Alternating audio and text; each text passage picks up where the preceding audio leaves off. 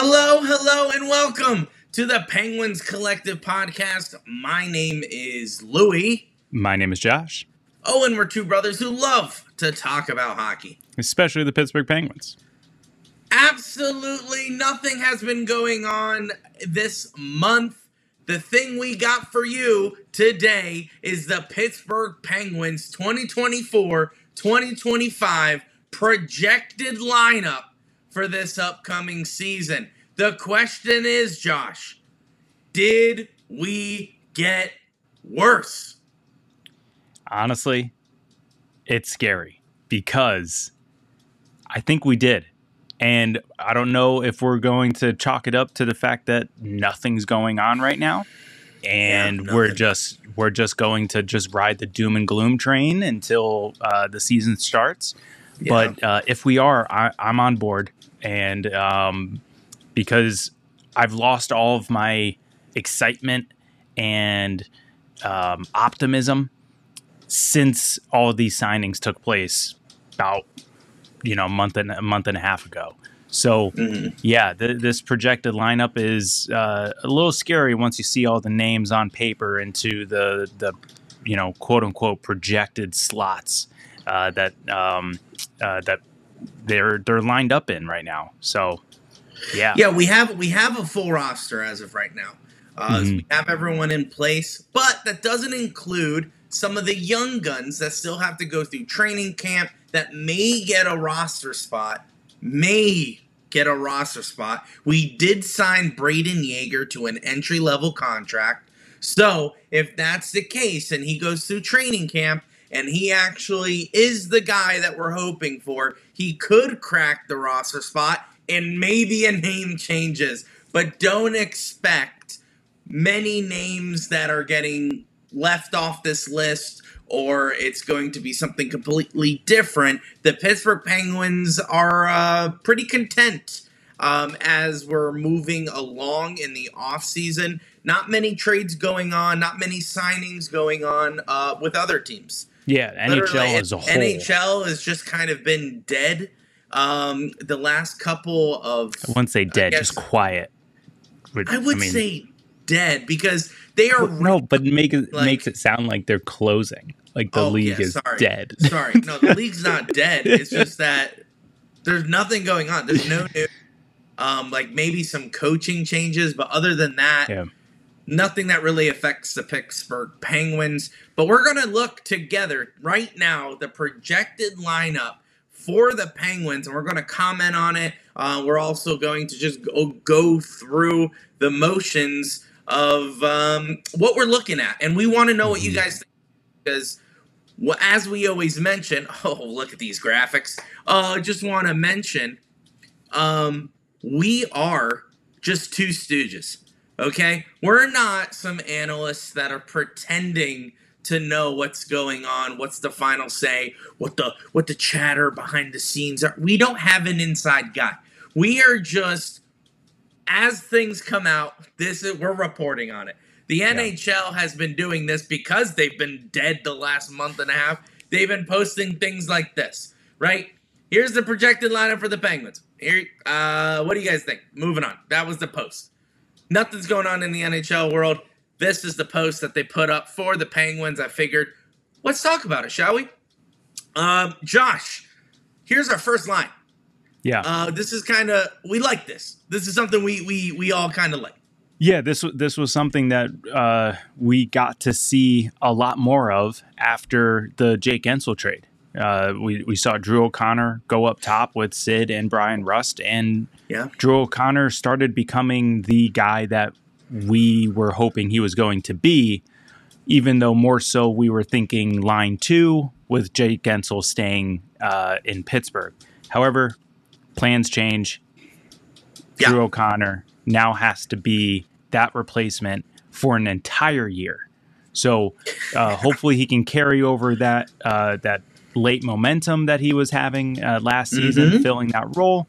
And next year he can become that new guy.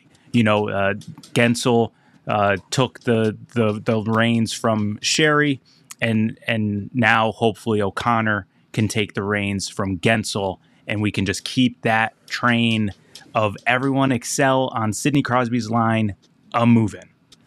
Yeah, and Drew O'Connor is what Mike Sullivan needs to be a successful team.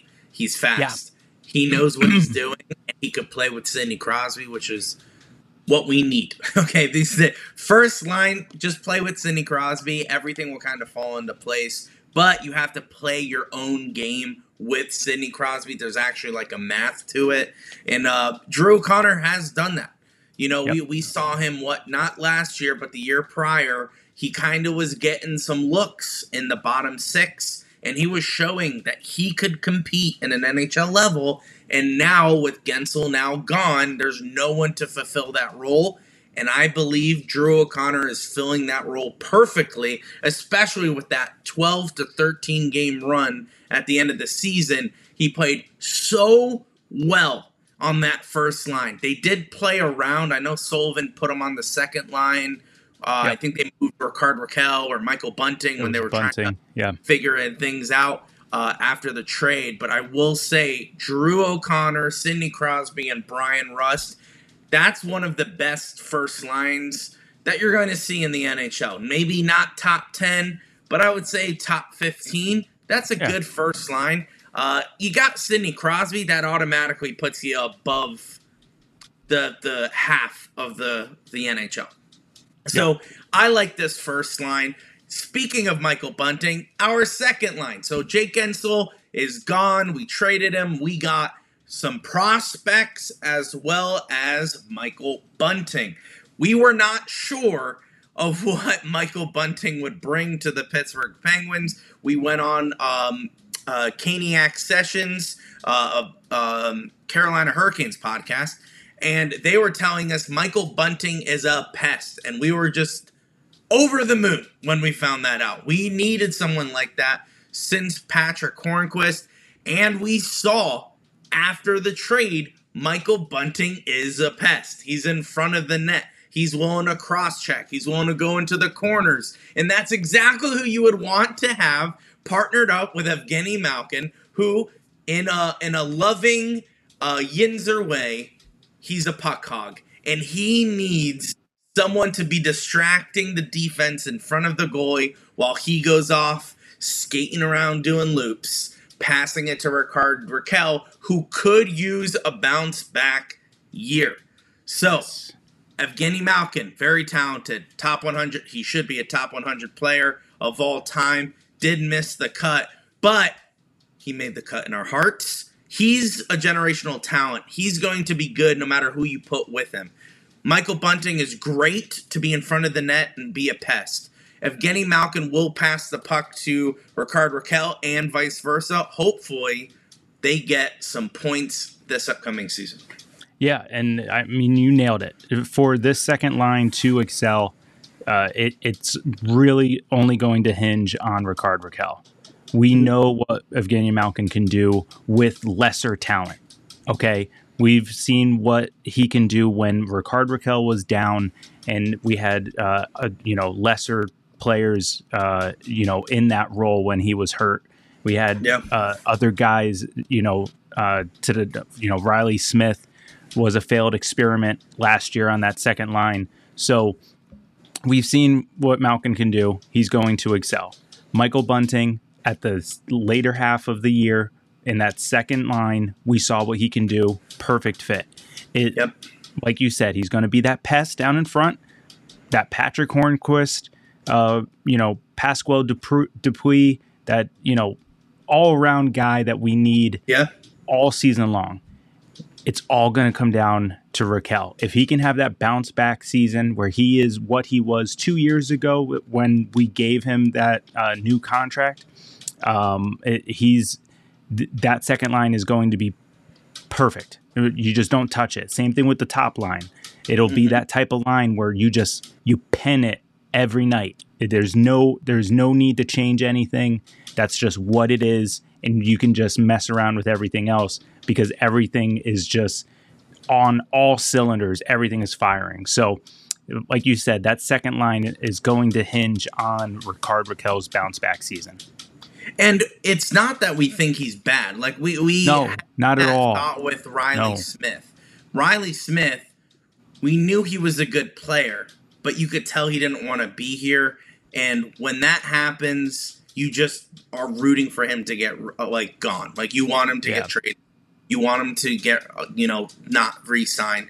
And we did in fact get rid of him. We got some draft picks. We did have to retain 25% of his salary, but other than that, we got Riley Smith gone. Rickard Rakell is the kind of opposite spectrum of Riley Smith. We want him here. We think he's a good fit here in Pittsburgh. It's just that he's not producing. So it's just something that you're kind of rooting for him to produce, Josh. And the thing is, just to kind of summarize what you're saying here, it's not that he's not producing. He's just not producing to the level in which, why we brought him here and why we re-signed him to, a lucrative deal here. So, we need to make sure that he's, doing what we thought and know what he can do. So correct. It's a solid second line. Second line, not only second line, solid top six. This is what we like.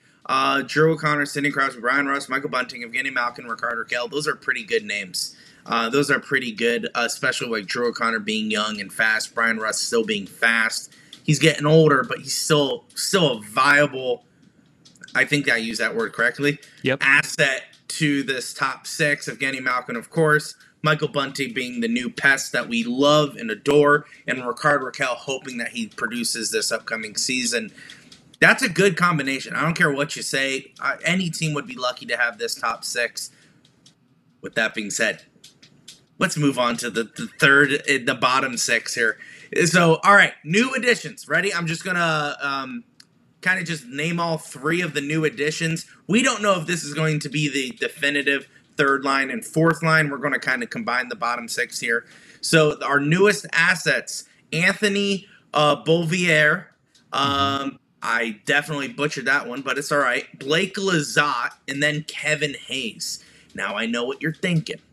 Kevin Hayes, isn't that douche canoe from the Philadelphia Flyers? Yes, once upon a time, he was a part of the enemy, but now he went to the St. Louis Blues. We made a deal to get Kevin Hayes in Pittsburgh. Blake Lizotte is from the LA Kings, and Anthony Beauvillier, I think he's from St. Louis as well, no? I thought he was from the Kings. I could be wrong. We're wrong! Oh, no. I'm going to search it right now. You keep going. We had a YouTube review say, hey, you guys need to know your facts. And here I thought, Beauvillier. I just said his name 3 times, 3 different ways. Whatever. Anthony Beau, dude. Anthony Beau. That's what I'm going to be calling him until I figure out from Josh Getzoff how to pronounce it. It's going to be Anthony Beau, Blake Lizotte, Kevin Hayes. Those are the new guys in Pittsburgh. I'm excited to see how Kevin Hayes does. He's a good producer, I think, when he gets going. Great fourth-line center. Obviously, oh my gosh, Carter is gone. His name is not Chris. Jeff Carter, Big Jeff Carter, is retired. He rode off into the sunset. He is no longer a Pittsburgh Penguin. Kevin Hayes was a necessity to figure out the bottom six in the center, and we got Kevin Hayes. Blake Lizotte. I'm excited. Obviously, we have Lars Eller, Puustinen, and Achari coming back. I think this is going to be good. Lars Eller was a pleasant surprise last season. We thought he was kind of washed up, but he actually produced pretty well for the Pittsburgh Penguins. So I'm excited to see him take this more of a leadership role in the bottom six, kind of be the head, the kind of contact point for the bottom six. I'm interested about that. Puustinen, of course. I'm excited to see what that produces. And then the rest of the guys, it's a whole new bottom six, just like last season. Just like last season. Completely different bottom six. In fact, this whole bottom six 2 years ago didn't exist. 2 years ago, 2 seasons ago, these guys, these bottom 6, didn't even exist for the Pittsburgh Penguins. So this is wild to think that this team is going to change things up and see if we can be a little bit better. But Josh, what do you think of the new bottom 6 for the Penguins? Projected, I will say. Yeah. So just a little background on Anthony for you, so figure out where he came from. So he started last season on the Vancouver Canucks roster, and in November he was traded from Vancouver to Chicago. He did not last the entire season in Chicago, as he was traded at the trade deadline to the Nashville Predators. And obviously the Nashville Predators chose not to re-sign him, became a free agent, Penguins signed him to a 1-year deal. We apologize. So he's from Nashville. Whoopsie daisies. But got him. Blake Lizotte got the whole thing. Is from LA. Kevin that Hayes is correct. Is from St. Louis. I know that for a fact. Well, I checked those two too. You're good. So go ahead, Josh. Yeah, sorry. I mean, you nailed it. Everything you said was perfect. Lars Eller, he kind of surprised us last year, which shouldn't have been a surprise because he has been a solid player his entire career. He's not, some scrub that, we were putting in there. So excited to see him take over the third line center, take over that Jeff Carter role that you were talking about, hoping to see more of a leap from Puustinen. Hoping to see that kind of like next step that Drew O'Connor took last year, kind of just follow that role, just keep, churning these young wingers that has been the, I guess, trademark from Mike Sullivan. You go back to Kuhnackel, Sherry, all those guys, Rust, Gensel. Like, those are Sullivan's guys that he had down in Wilkes-Barre, that he brought up and developed into Pittsburgh and became, solid, if not just role players, but all-stars. Jake Gensel, 40-goal scorers. That's what we're hoping out of Drew O'Connor this year, and another step towards that direction from Puustinen. And then, the fourth line is just kind of I guess you want to call them, savvy vets. We'll say that. Savvy vets with Kevin Hayes and Noel Acciari. Praying Noel Acciari will be able to stay healthy this season, because we didn't get a whole lot of them last year. But, no. We got Noel Acciari. You're thinking of Matt Nieto. Oh, Matt Nieto. You are correct. Yes. Who he's still on the roster too. So yeah, you're right. And I wanted to add that, obviously Matt Nieto was non-existent last year because he was dealing with an injury. But Matt Nieto is still on the roster technically, and Jesse Puljujärvi. Yeah, he's still on the roster. So this may seem like our final roster, but Puljujärvi can make this cut. And he's a right wing.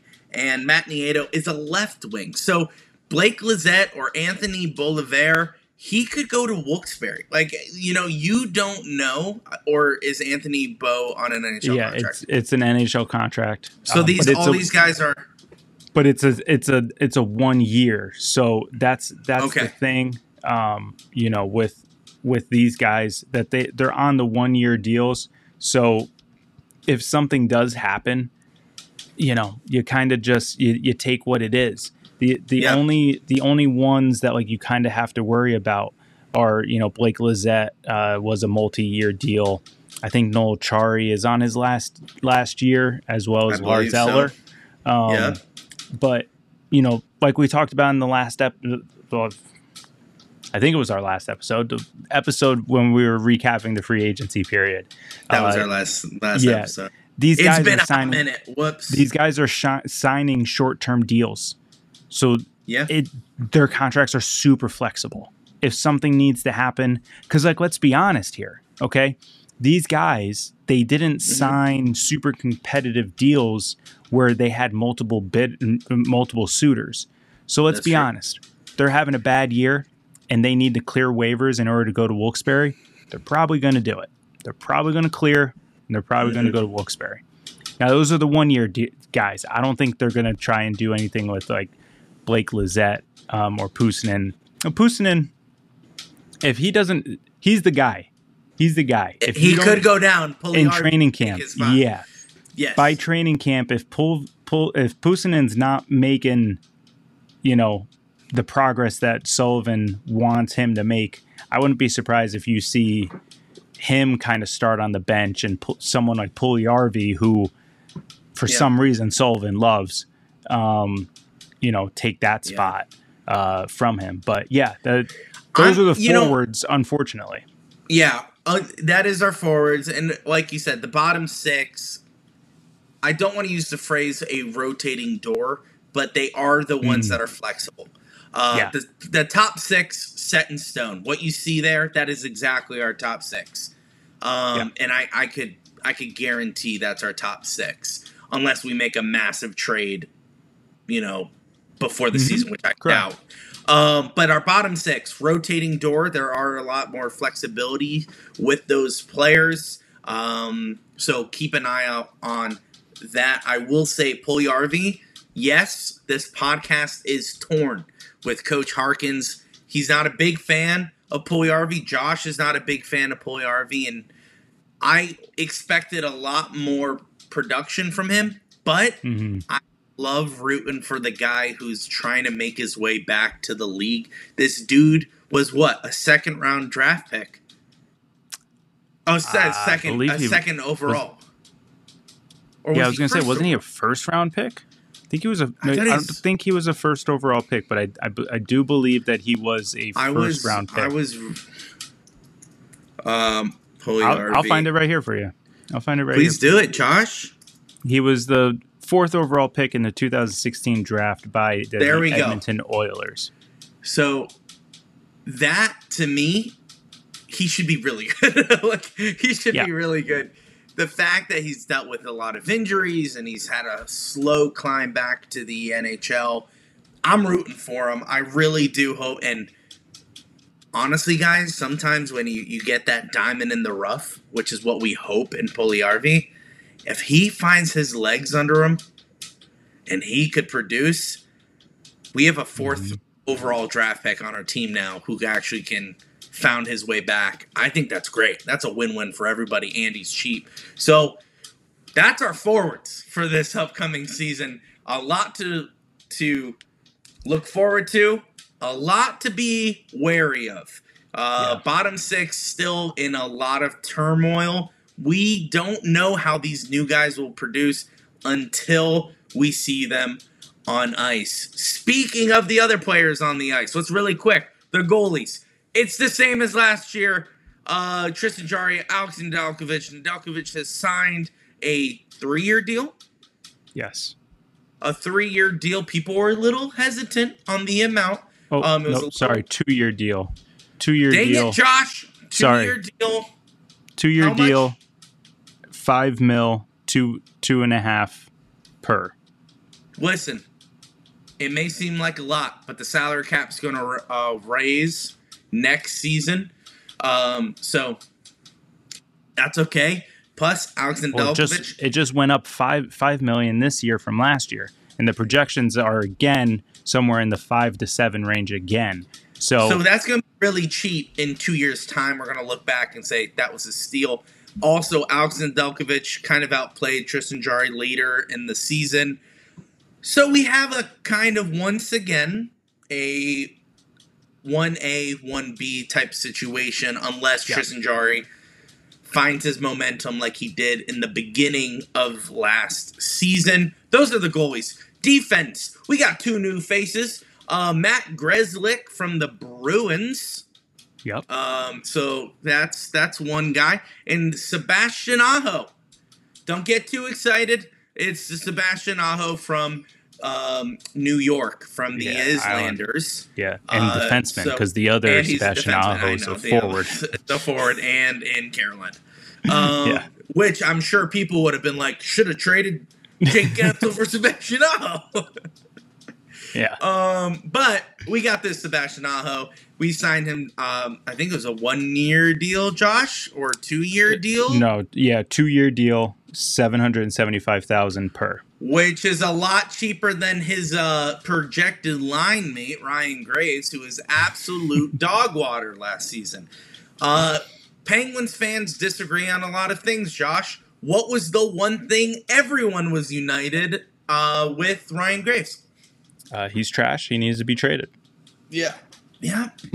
We signed him to a 5-year deal, and that's a big contract to have.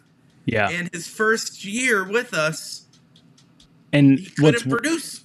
What's a little concerning is that apparently the rest of the league, I think, agrees, because as you saw with the Riley Smith situation, Kyle Dubas is okay just totally moving on from his guys.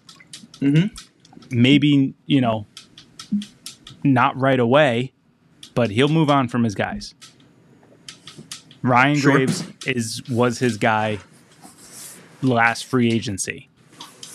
He signed him to a 5-year, $4.5 million per year contract. That's saying a lot about him. And he did not perform. And I wouldn't be surprised if he tried calling around at the trade deadline, no one answered. And then possibly in the offseason, no one answered. So then he comes out and says, we're expecting better things from Ryan Graves this season. Because what else are you supposed to say when you can't trade the guy? So he's on board. Mike Sullivan's on board. So, as the new season is fastly approaching us, we'll just have to be on board as well and just hope for the best that Ryan Graves finds his way. Now, you're talking about these pairings. That's an interesting pairing with Grzelcyk and Letang. I feel like that's I would flip it. You would go Pettersson, Letang, and Grzelcyk, Karlsson. Grzelcyk with Karlsson, because Karlsson is newer. Let him try to blend with the new guy. Let Pettersson and Letang, who we know has chemistry. Yeah. Let them take the. I would let them take the second. That's what I was going to say. Yeah. I was going to say I'm okay with those 4. I'm okay with that because we saw Erik Karlsson and Marcus Pettersson play really well together. Once they figured things out. So keep that, but I think keep that the number 1 just because of Marcus Pettersson's defensive, like actual defensive ability, will help offset Erik Karlsson's because he is more of a essentially forward. Right. So right. Keep that way, but just swap it. Just let them be the first pairing, and then Matt Grzelcyk and Chris Letang the second pairing. Now, Ryan Graves, Sebastian Aho, they have that as the 2. Who knows? It could also be, Ryan Shea. New young gun? I mean, we re-signed Ryan Shea to a year. We can keep him up and have him have that spot. Yeah. We could have someone from from Wilkes-Barre come up. Who was that? St. Ivany. St. Ivany can take that spot. We liked him. Yep. So, I think John Ludwig. I was going to say Ludwig can take the spot. So there are other options that can be there as well. And that's what it seems similar to like the bottom, 6 of the forwards. We're penciling these guys in right now. Don't be surprised if this kind of changes a lot as we fastly approach the season, because we still have to go through training camp and all that with with the training with the young guys as well. So someone may pop, and I'm still holding out hope for Owen Pickering, but we'll see. Owen Pickering. We got some young guns coming up. We also forgot about Emil Benstrom signed a 1-year deal. He's a forward. He's the one of those guys. Definitely bottom 6. I think he'll always most likely be. Wilkes-Barre. I think he'll always be the scratched guy. You know what I mean? Like the guy that's always scratched. Always brings His uniform is a suit. Yeah. Up in the box. But who knows? Guys, all this could change in like a day. Like we don't know. Well, perfect example. I mean, what was it last year? Was it last year or the year before? I had Ryan Poehling starting for us on the 3rd line. He didn't see any ice in the NHL till like almost like November, December. Yeah. So it was like I was way off on that. So I mean, these are all projections. We're just going to wait and see what happens. I mean, we still got 2.5 months before we get to the first actual regular season game. Yeah, and who knows what's going to happen. We know that we have Kyle Dubas, who wants to win a Stanley Cup, and we have Mike Sullivan, who could lead us to a Stanley Cup. So I'm all for it. But the real question is, Josh, before we go, really quick, this team better or worse than last season where we're at now? Worse. We are probably going to be fighting for a top 10 draft pick. Wow. Josh is putting us very low. I'm thinking we're not making the playoffs this year as of right now with that roster. But once again, if Kevin Hayes, he could score when he gets going. So if he produces and our bottom 6 is producing and our top 6 is producing with this roster, there's potential. Let me just say that. There's potential, but I am not holding my breath. It is the Pittsburgh Penguins, and most recently we haven't been playing well. The last 2 seasons we have not made the playoffs, and the roster does not help our situation. So as of right now, I would tend to agree with you.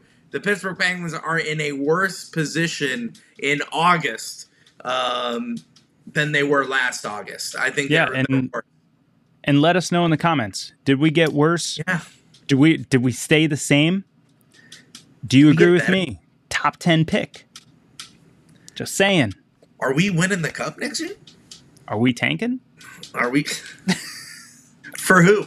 I don't know. That's the $1 million question. We gotta get Josh Getzoff back on here to tell us who the new guys coming up the system are. But guys, thank you so much for watching this episode. Tell us what you guys think. Who do you want the Penguins to go and get, or who? Just tell us what you think about the roster. Does it stink? Does it not?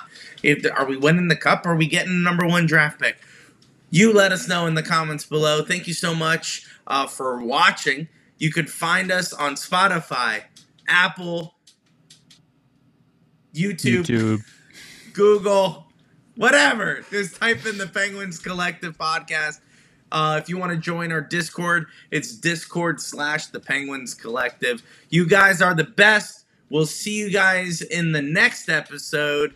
And Josh, as always,